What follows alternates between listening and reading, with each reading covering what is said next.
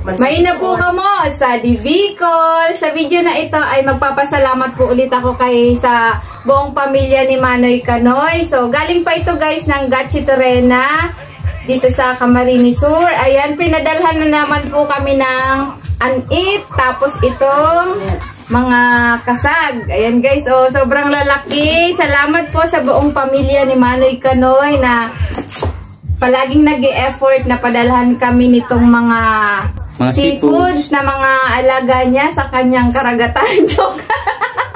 So ito guys, mga huli to ni Manoy Kanoy at ng anak niya sa dagat.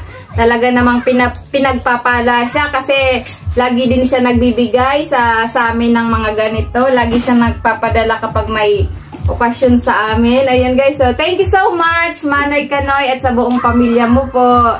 Belmonte family ng Gatchy Torena, Camarines Sur, maraming salamat po, shout out po. At sa mga gusto din guys mag-sponsor ng kalabasa, samahan nyo na ng Ricardo at nyog para hindi na kami bibili. At para din po ma-shout out namin kayo, maraming salamat po.